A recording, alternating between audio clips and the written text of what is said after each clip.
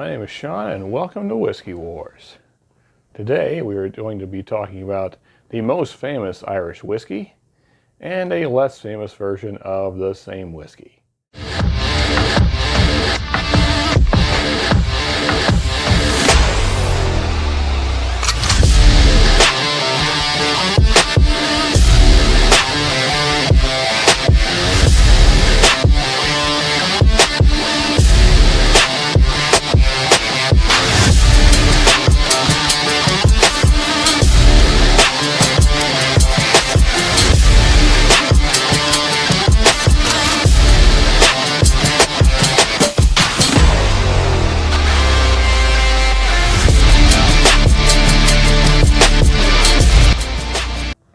So for those that do not know, the most famous, most popular, most bought, most done shots of, most drank until you're blackout drunk, leading to horrible hangover Irish whiskey is Jameson, by a long shot. So, what's special about Jameson? Well, it's triple distilled, it's blended Irish whiskey. Nothing super special there. Jameson first started being distilled in 1780. Yeah, that is only 4 years after the United States became a country. So that means that in the next 4 years, things are going to get really bad for Jameson. I think that's how timelines work. But right now, it's special because it's that time of year when everyone wants to be Irish. I'm a little bit Irish, like an 1/8 or a 16th, or some amount that doesn't really matter at all. But right now, everybody wants to be Irish because of this guy named St. Patrick. He spread Catholicism to the Irish people. And apparently, the best way to commemorate that event is by wearing green, pinching people that don't wear green, and drinking so much that you forget why you did any of it in the first place. So, let's get into this whiskey. So, we have regular Jameson in a not regular size bottle, and we have not regular Jameson in a regular size bottle. And this is the Caskmates Stout edition.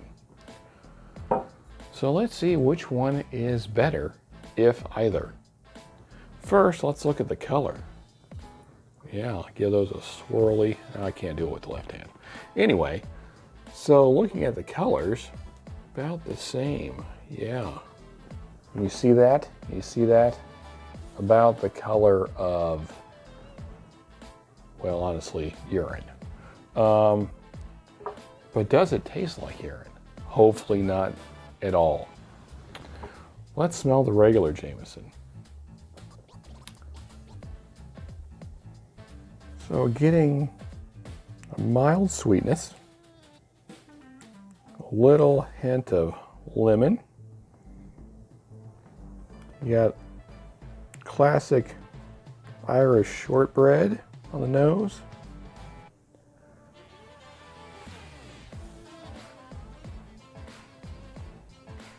Slight ethanol, kind of metallic, like a penny or iron. Yeah, so not bad. Not a super impressive nose, but not terrible. Now let's see about the Caskmates Stout edition. This one is a lot different.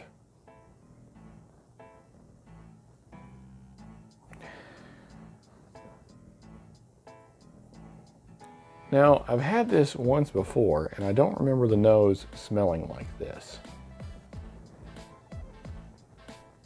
This one, you still get the shortbread a little bit.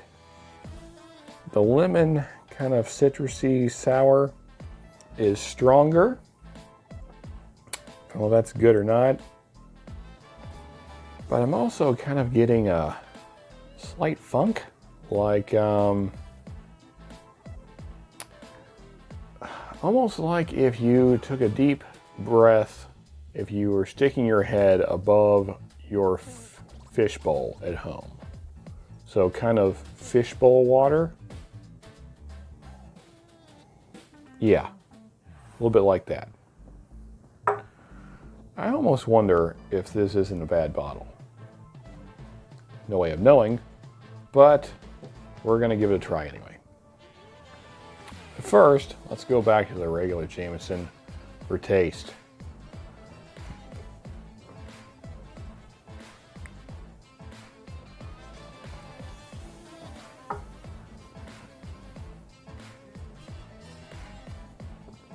First sip.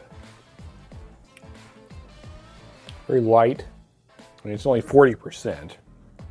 So very light, very creamy.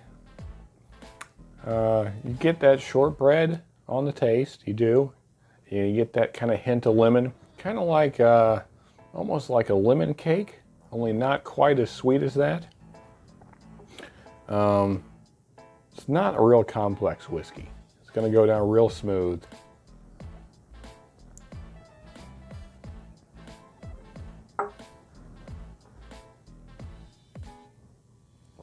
Yeah, not a lot going on there. You get maybe a little bit of brown sugar, hints of cinnamon on the finish. Just a very easy drinking, easy to sip whiskey. Nothing real complicated, not fancy. Yeah, it's all right. One more sip.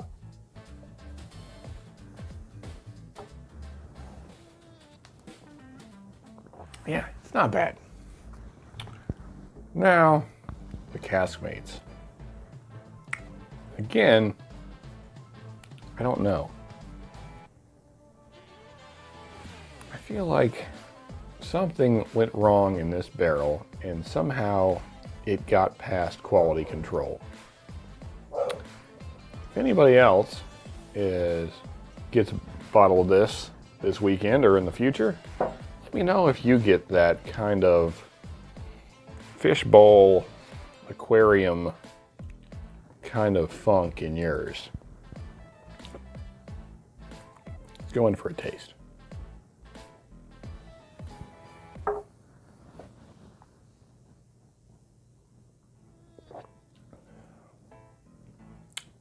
Yeah, that is off-putting.